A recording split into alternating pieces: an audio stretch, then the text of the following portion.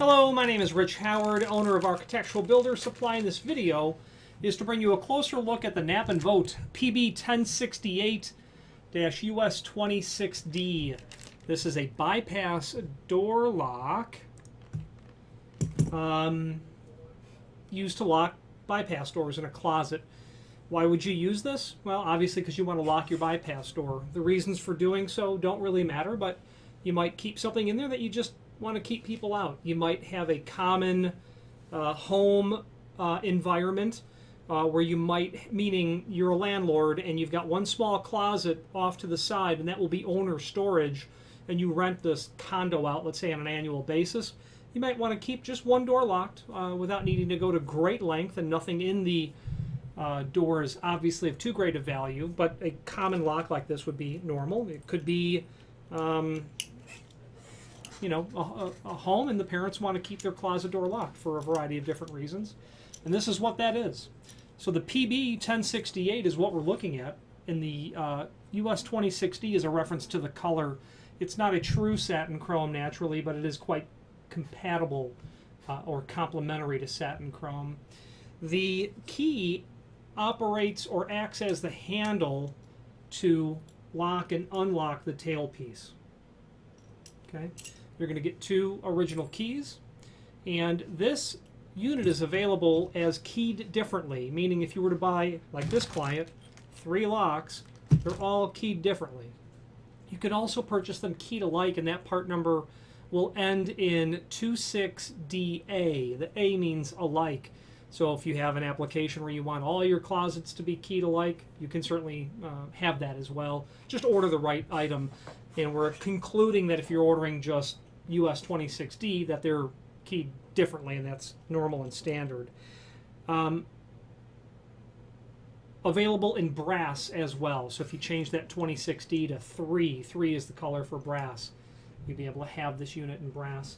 Let's go over some basic dimensional properties of the item, and then we're going to tackle the installation instructions. Okay, so from the back side of the door to the end of the tailpiece, about 1.5 inches. Overall width of the mounting plate on the back, 1 1/16, with an overall height about 1 15/16. Dimension from the back side of the door to the end of the cylinder, the face of the cylinder, about 1.5 inches. Okay. You are also going to get a cylinder collar,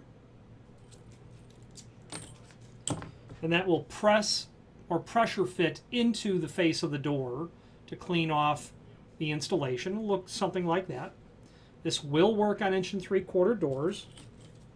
We can evidence that by putting our tape measure back on the back side of the unit. You can see where 1 3/4 comes in, and you're just going to make all of that work on an 1 3/4 door. But the point is it will work. You're going to have part of the key into the face of the door, but it will certainly work. The installation instructions are included with the lock. There's a link down below this video so that we can review them, and let's do so now. The installation of this lock is quite simple and straightforward, and in what would be step 1, what is step 1, they're giving you the couple of dimensions. 36 inch off of the floor to the center line of the hole would be considered quite typical and common for residential lock heights measured from the floor. You can put it anywhere you like, but 36 you probably find will be throughout the home as well, or something quite close to it. You might want to audit the other heights to make sure that you're installing this at a complementary height to where these already are. However, you can put it anywhere you like. If you want to put it up way up at the top to prevent someone from, I don't know, becoming curious, wherever you'd like. You want it down at the bottom, you can put it there as well.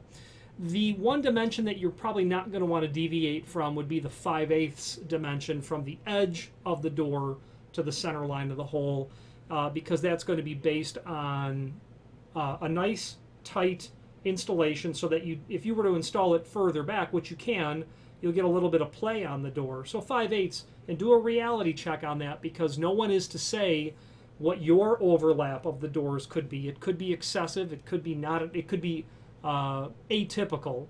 So make sure that 5/8 to the center line is going to give you a good contact on the face of the tailpiece and the other door that you're going to prevent from sliding. Once all of that is, you've done a reality check on those dimensions, drill an 1/8 of an inch pilot hole. And I wouldn't have a problem with you drilling straight through the door with a pilot hole. Just be cautious to not flare out the veneer on the opposite side. Obviously, drill maybe from the exposed exterior side into the back, and then come with a 1-inch hole saw might be a good idea for this. Hole saws have a nice tendency to score the outside as you're entering. And then go halfway through the door.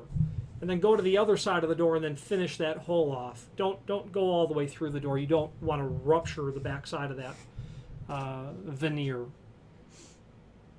That's going to be steps 1 and 2, in fact. Step 3 is to pressure fit the bezel or the cylinder collar, or shroud they call it, from the outside or exterior. Step 4, of course, is to come with the lock body through the door. A couple of screws are going to be included. Pre-drill those holes and tighten your screws down. Test for proper door operation. Your installation is complete. Very simple and straightforward. Now, the name Knape and Vogt is synonymous with not so much sliding door hardware. There is a link below this video to the manufacturer's page where you can pull up not only all of the Knape and Vogt products that we sell, but a link to the manufacturer's website, as well as a link to the full product catalog. Now, what you'll find there is a link to a catalog called the Core, what I call the Core catalog, the original Knape and Vogt product line that would incorporate showing you high-quality ball bearing drawer slides, for instance. Of course, standards and brackets and pilaster strips and clips, shelving organization material they're known for, and then some other specialty items that really only Knape and Vogt has. Relatively recently, they've come out with a line of sliding door hardware like this, but tracks, hangers, guides, things of that nature. And that catalog is down below as well. And I encourage you to review that book if you have more than an occasional need for that material, because the Knape and Vogt catalog is quite incredibly well laid out, logically laid out, meaning how many different door types are there? Bifold, bypass, sliding, pocket. Go to that section. Now, how heavy are your doors? Okay, flip there. And then you're looking at only the options available to you. So it's a very convenient and approachable way to understand and conceptualize the hardware that you're trying to, if you're new to it or not experienced in trying to specify it, approach being able to order the correct material. And then, of course, the auxiliary hardware as well is in there. If you have any questions on the Knape and Vogt, this is their part number PB1068-US26D, sliding door lock, or any other Knape and Vogt product, please feel free to reach out to us. I should say bypass door lock, not sliding door lock. This may be very incompatible with a sliding door application, whether you are surface mounting it or pocket. This is for bypass doors. Any questions on this or any other Knape and Vogt product, please feel free to reach out to us. And thank you.